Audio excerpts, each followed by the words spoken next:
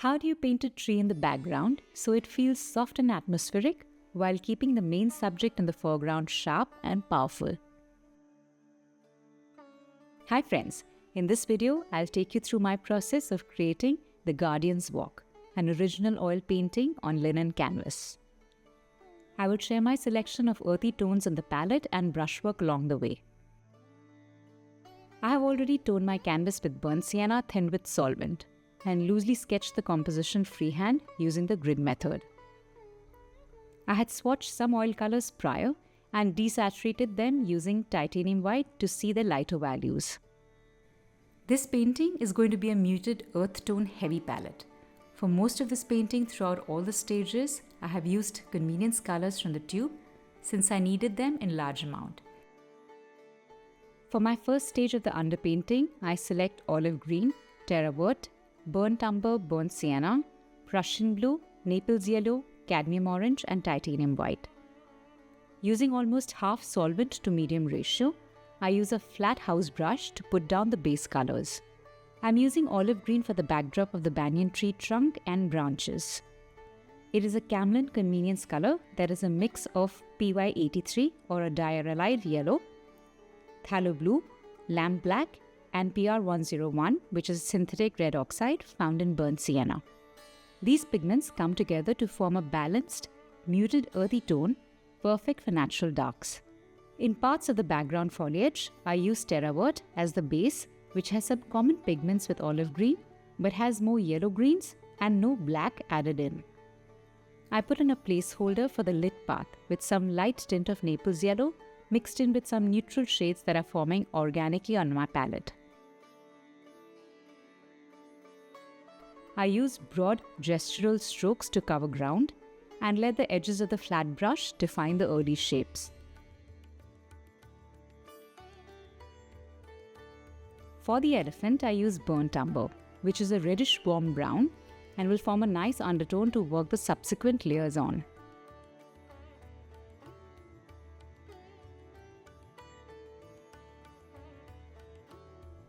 I block off the traditional ornamental cloth on the elephant. It's called the jhool, and I do this in burnt sienna and a touch of cadmium orange.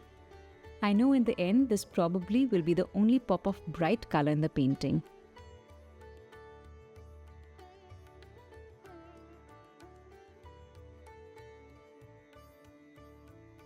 I place some highlights like the tusks in the lightest muddy white that I can spot on my palette for now.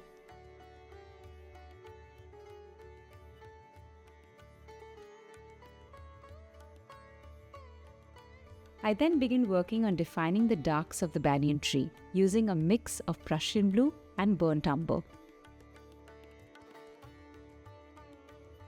I'm using a Panart No. 8 flat brush.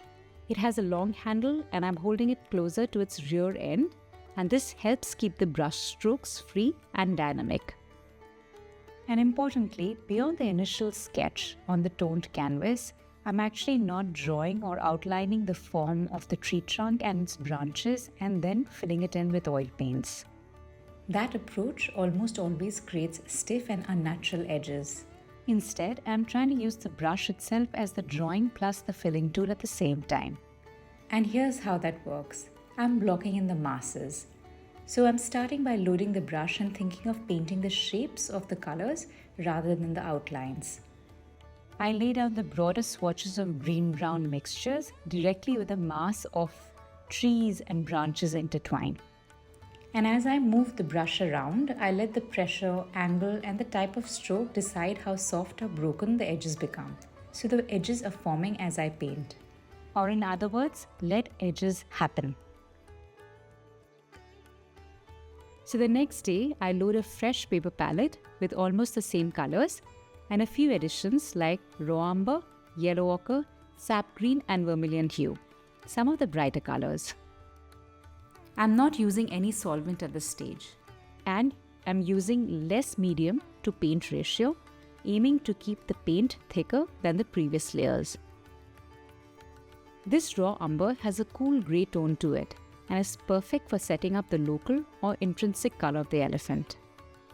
I'm still using a flat brush, but I've moved from a hard bristle brush to a soft synthetic brush for painting the elephant.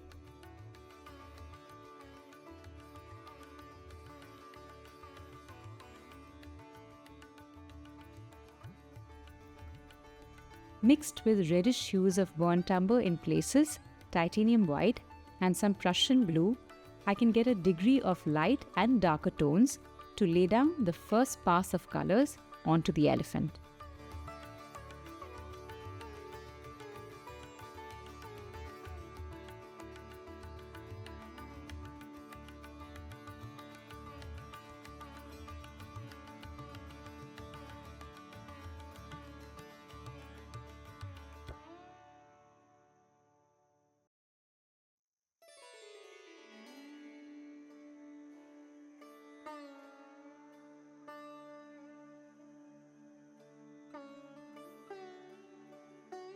I then start to define the banyan tree and lighten some branches using yellow ochre and darken other places with the neutral umbers.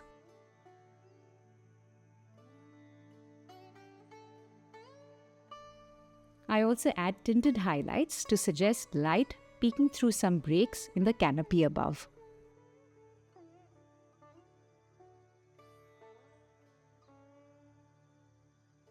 In the foliage, I use a mix of Terre Verte and sap green, but always muted down with ochres and umbers, never straight from the tube.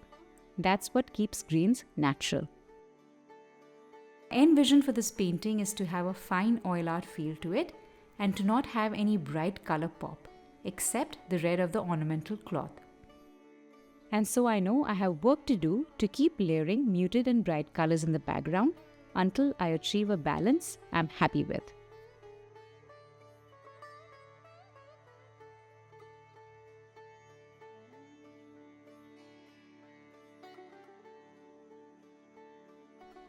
Friends, beyond the brushwork, a bit of story behind this painting.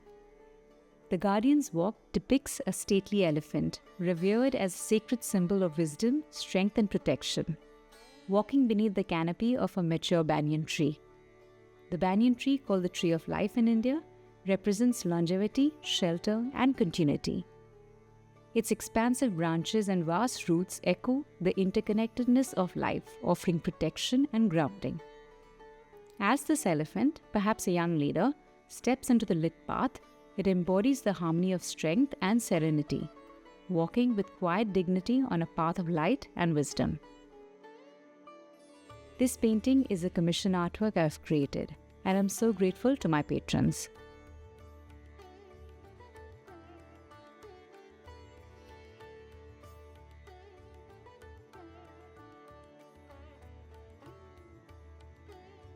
On the final 2 days, I add the subsequent layers of colors, slowly but surely building up the depth and richness in the composition.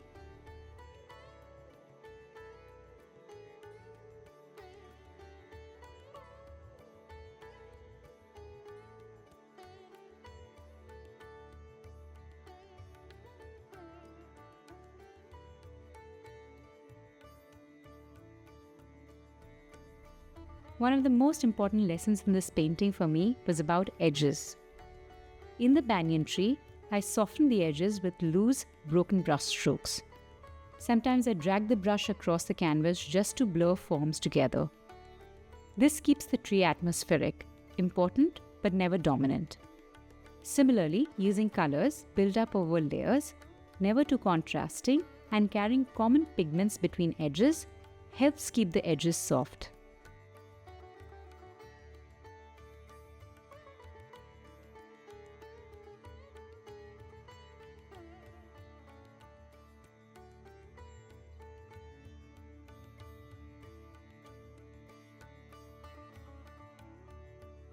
By contrast, the elephant is painted with sharper, more deliberate edges, the folds of its ears, the tusks, the red ornamental cloth, and the points touched by light. These crisp edges anchor the subject firmly in the foreground. This is a core principle in painting. Soft edges recede, sharp edges advance. Depth in a painting just doesn't come from value, it also comes from a way you treat your edges.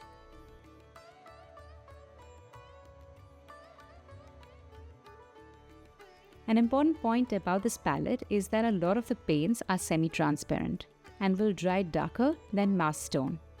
It is 100% the effect that I envisioned for this painting. The overall harmony of muted highlights, subdued tones, and loose brushwork creates a stoic yet reassuring mood.